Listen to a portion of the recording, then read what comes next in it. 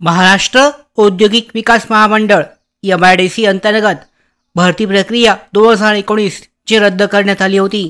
या संदर्भात पाहू शकता फी जी आहे ही परत दिली जात आहे। यामध्ये फी परत करण्याबाबत हे सूचनापत्रक जे आहे नवीन जारी करण्यात आलं आहे। तर यानुसार पाहू शकता ज्या उमेदवारांनी अद्यापपर्यंत सुद्धा फी रिफंडसाठी त्यांचा अर्ज जो आहे दिलेला नाहीये, त्यांचं जे रजिस्ट्रेशन आहे केलेलं नाहीये, त्या संदर्भात पुन्हा एकदा एक नवीन अपडेट आहे। महाराष्ट्र औद्योगिक विकास महामंडळ यांच्या अंतर्गत सरळ सेवा पद भरती 2019 साठीची ही नवीन अपडेट पाहू शकता। यानुसार ऑनलाईन परीक्षा शुल्क परत करण्याबाबतची ही सूचनापत्र आहे।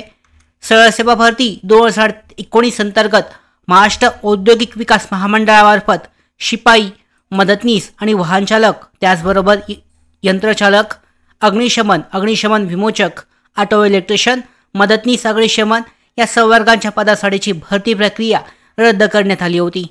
त्याबाबतचे सूचनापत्र महामंडळाच्या संकेतस्थळावर दिनांक 4 ऑगस्ट 2023 रोजी प्रसिद्ध करण्यात आलेले आहे आणि महामंडळाच्या संकेतस्थळावर बँक खात्याचा तपशील सादर करण्यासाठी लिंक उपलब्ध करून देण्यात आलेली असून बँक खात्याचा तपशील सादर करायचा कालावधी 5 मार्च 2025 ते 19 जून 2025 पर्यंत देण्यात आलेला आहे। तथापि पाहू शकता सदर कालावधीमध्ये संबंधित उमेदवारांकडून अल्प प्रतिसाद प्राप्त झाला आहे। पुन्हा एकदा मुदतवाढ देऊन सुद्धा जे उमेदवारांनी अर्ज केले होते त्यांनी त्यांचे जे रिफंडसाठीची लिंक आहे ही भरली नव्हती। त्याच कारणामुळे पाहू शकता उमेदवारांसाठी उपरोक्त संवर्गातील पदांसाठी त्यांचे ऑनलाईन अर्ज सादर केलेले होते, त्या उमेदवारांनी जमा केलेले परीक्षा शुल्क त्यांच्या बँक खात्यात जमा करण्यासाठी त्यांच्या बँक खात्याचा तपशील सादर करण्याचा कालावधी 1 महिन्यासाठी म्हणजे 19 जुलै 2025 पर्यंत वाढवण्यात येत आहे। याची सर्व उमेदवारांनी नोंद घेणं आवश्यक आहे। तर अशा पद्धतीने 19 जुलै 2025 पर्यंत ही मुदतवाढ जाहीर करण्यात आली आहे। अर्ज फी रिफंड करण्यासाठीची आता पाहू शकता या ठिकाणी जी लिंक आहे या लिंकद्वारे इथे लिंक देण्यात आली होती।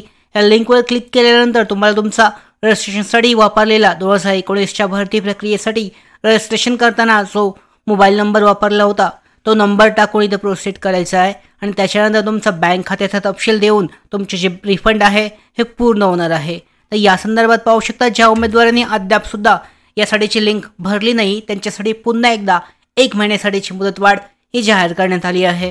त्याचबरोबर 2019ची जी भरती प्रक्रिया यासाठी आहे 2023 भरती प्रक्रिया अंतर्गत परीक्षेच्या तारखा या जाहीर करण्यात आल्या आहेत। हॉल तिकीट प्रवेशपत्र सुद्धा IBPS द्वारे लवकरच उपलब्ध करून देण्यात येईल। अशा पद्धतीने याची भरती प्रक्रिया आहे। MIDC अंतर्गत या भरती प्रक्रियेसंदर्भातली ही महत्त्वाची अपडेट होती। या संदर्भातल्या सगळ्या किंवा अशाच महत्त्वाच्या सगळ्या अपडेट्स प्राप्त करण्यासाठीच नोकर भरतीच्या YouTube चॅनलला सबस्क्राईब करा। धन्यवाद।